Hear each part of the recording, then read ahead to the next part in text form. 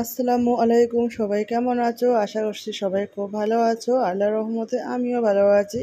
তো দেশ দেশান্তরে যেখান থেকে আমার এই ভিডিওটা দেখছো, সবাইকে আমার তরফ থেকে অনেক অনেক ভালোবাসা।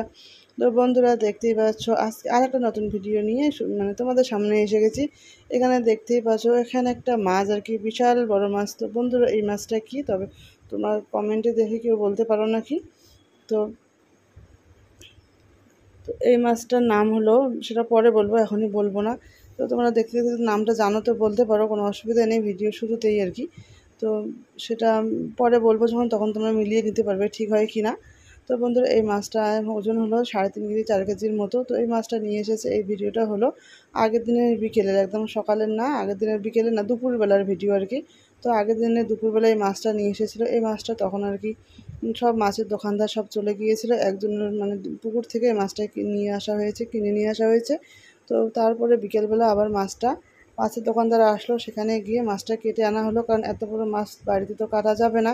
সেজন্য মাছের দোকান থেকে কেটে নিয়ে আসা হয়েছে, কারণ এত বড় মাছ কোনোভাবেই সম্ভব না বাড়িতে কাটা, মাছটা নষ্ট হয়ে যাবে আর ঠিকমতো কাটাও হবে না। সেজন্য মাছের দোকানদারের কাছ থেকে মাছটা কেটে নিয়ে আসা হয়েছে। আর দেখতেই পাচ্ছ বন্ধুরা, মাছের দোকানদার কীভাবে করে মাছটা ছাড়া আসছে, তারপরে যে কাটতেছে।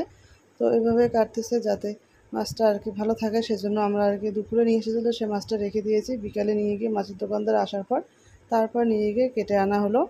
তাহলে মাছটা আর কি সবগুলো পিস সুন্দর মতো হবে, ভালো হবে। তো অনেক বিশাল বড় মাছ, আর বাড়িতে তো এই এত বড় মাছের বটি নিয়ে এত বড় যে কাটতে পারবে, অসুবিধা হয়ে যাবে কাটা। সেই জন্য আর কি দোকান থেকে কেটে আনা হয়েছে।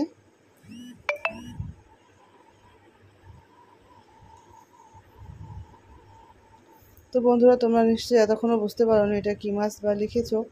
তো যাই হোক, বুঝতে না পারলেও কোনো অসুবিধা নেই, আমি এখন বলে দিচ্ছি। এই মাছটা হলো চিতল মাছ, তো পুকুরের চিতল মাছ আর কি। তো এখানে দেখতেই পাচ্ছ, তারপরের দিন, এটা সকালবেলা আর কি, সেদিন তো বিকেলবেলা হয়ে গেলে, মাছটা নিয়ে এসে আমরা ফ্রিজে রেখেছিলাম। রাতে একটু রান্না করেছিলাম, বাট সেইটুকু ভিডিও আর তোমাদের সঙ্গে শেয়ার করিনি। তো এটা তারপরের দিন সকালবেলা আর কি, এখানে একটা সবজি বসিয়ে দিলাম আমি, ডাঁটার সবজি, আর ওদিকে রুটি ভাজতেছি।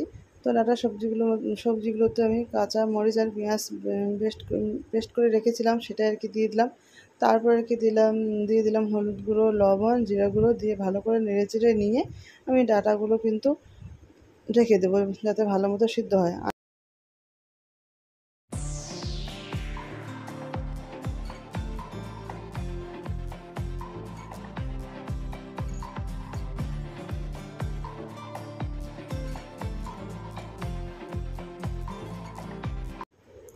তো এদিকে আমার রুটি ভাজা হয়ে যাচ্ছে, এদিকে এই যে ভাজি একটা হয়ে গিয়েছে, ঢেঁড়স ভাজি। তো সকালবেলা রোজ রোজ এই ভাজিটা থাকে, কারণ আর এই ভাজিটা আমার ছেলে খুবই পছন্দ করে, আর ওর দাদুও নিয়ে আসে, আর না দিলে আবার দুজনেই রাগ করে, দাদু বলে কেন ভাজিটা হয়নি। ওর ছেলেও আবার এই ভাজিটা খুবই পছন্দ করে। অন্যান্য সবজি থাকে, তারপরে এই ভাজিটা আমি রোজ রোজ করে থাকি ছেলের জন্যই। তারপরে এই যে চিংড়ি মাছটা রান্না করতেছি, এখানে মশলাগুলো ভালো করে কষিয়ে নিলাম। রুটি ভাজা আমার হয়ে গিয়েছে, কিন্তু সকালবেলা ছেলের স্কুল থাকে, স্কুলে যাই, ওকে নিয়ে গিয়ে আবার কিছুক্ষণ বসে থেকে তারপর চলে আসি। তো সেজন্য রান্নাবান্নাটা একটু তাড়াতাড়ি করে ফেলি। রুটি ভাজার পরে মশলাগুলো ভালো করে আমি কষিয়ে নিয়ে এখানে আমি চিংড়ি মাছগুলো দিয়ে দিলাম। চিংড়ি মাছগুলো দিয়ে ভালো করে নেড়েচেড়ে নিয়ে আমি একটু ঢেকে দেবো, অল্প করে পানি দিয়ে তারপর ঢেকে দেবো। তো বন্ধুরা, তোমরা দেখতেই থাকো। যারা যারা এখনও পর্যন্ত লাইক করেনি, তোমরা অবশ্যই একটা করে লাইক করে দিও। আর এখানে আমি পেঁয়াজ, মরিচ একটু ভেজে নিচ্ছি, সামান্য একটু পাঁচফোড়ন দিয়ে। তো এখানে একটা আমি ভাজি বসিয়ে দেবো, সেটা হলো পাতাকপি ভাজি। তো এই পাতাকপিটা আমি একটু ভাপ দিয়ে নিয়ে রেখেছিলাম। তো এখনকার পাতাকপি তো অনেক দিন হয়ে গেল, তো সেজন্য একটু ভাপ দিয়ে রান্না করে নিলেই ভালো হয়, টেস্টটাও ভালো হয়। তো ওই জন্য একটু ভাপিয়ে নিলাম, ভাপিয়ে নিয়ে তারপরে এই যে ভাজিটা বসিয়ে দিলাম।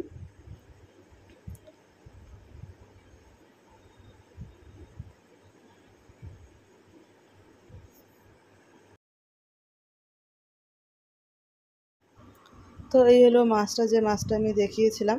তো এই মাছটা আর কি, এই যে মাছটা কেটে আনার পরে ফ্রিজে রেখেছি, রাতে একটু রান্না করেছি, তারপরের দিন আর কি আরেকটু রান্না করতেছি। তো এখানে আমি কাঁচা মরিচ আর পেঁয়াজ পেস্ট করে নিয়ে এখানে দিয়ে দিয়েছি আর কি। তারপর এখানে লবণ হলুদ গুঁড়ো দিয়ে দিলাম, দিয়ে ভালো করে আমি মাছটাকে একটু মেখে রেখে দেবো। লবণ হলুদ গুঁড়ো জিরার গুঁড়ো সব কিছু দিয়ে মাছগুলোকে ভালো করে আমি মেখে একটু রেখে দেবো কিছুক্ষণের জন্য। তারপর আমি মাছটা রান্না করব।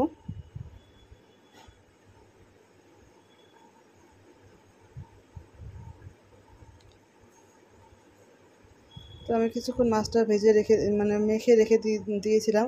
আর এখানে কড়াইয়ের মধ্যে তেল আর পেঁয়াজ গরম করে নিয়ে তারপরে আমি মাছগুলো তেলের মধ্যে দিয়ে দিলাম কড়াইয়ের মধ্যে। এখন দিয়ে আস্তে আস্তে করে ভালো করে নেড়ে চেড়ে নেব, নিয়ে রেখে দেবো।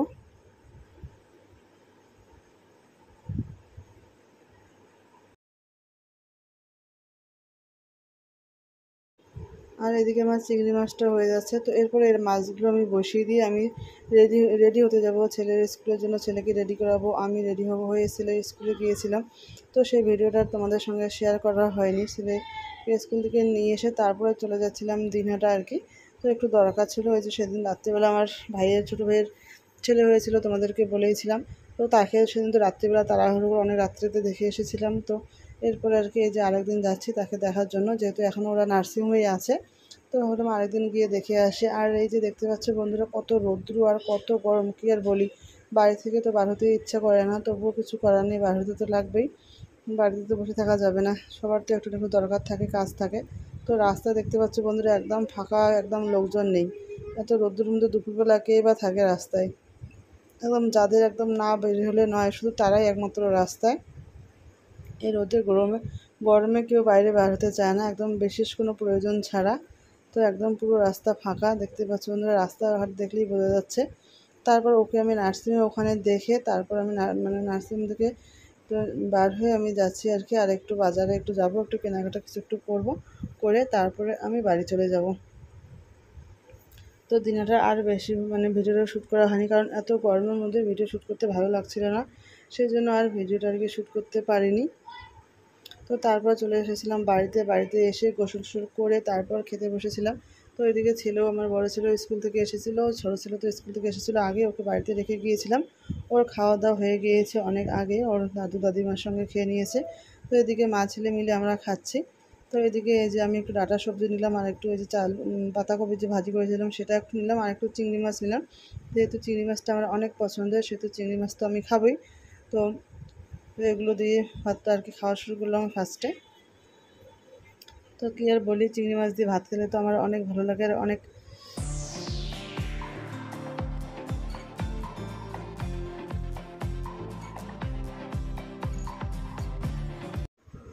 তো চিংড়ি মাছ দিয়ে কিন্তু আমার মোটামুটি খাওয়া হয়ে গিয়েছে। তো এই যে চিতল মাছটা যে রান্না করেছি সেটা আর সেটা না খেতে তো পেট ভরে গেছে। তারপরে কী অল্প একটু ভাত নিলাম, নিয়ে চিতল মাছ অল্প একটু নিলাম, নিয়ে জাস্ট টেস্ট করছি আর কি কীরকম হয়েছে রান্নাটা। তো কী আর বলি বন্ধুরা, এত টেস্ট হয়েছে, একদম পুরো রসালো রসালো জুসির মতো মাছটা আর কি, পুরো খুবই টেস্টি হয়েছে। আর খুবই ভালো লেগেছে আমার কাছে খেতে, অনেক টেস্টি একটা মাছ এই চিতল মাছটা। আমি জাস্ট অল্প একটু নিয়েছিলাম, কারণ আমার খাওয়া শেষ হয়ে গিয়েছিল, সেই জন্য অল্প মতোই নিলাম। অনেক সুন্দর একটা মাছ, অনেক টেস্টি।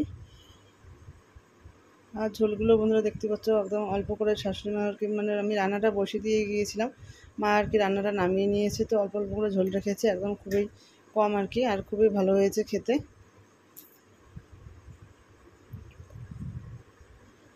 খুবই টেস্টি এই মাছটা।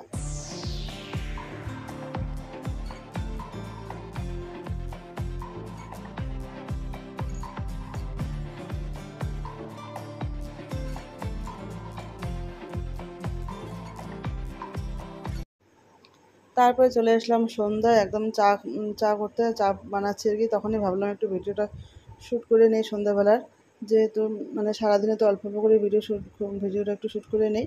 তো সন্ধ্যাবেলাও একটু নিলাম, এই যে চা বানাচ্ছি।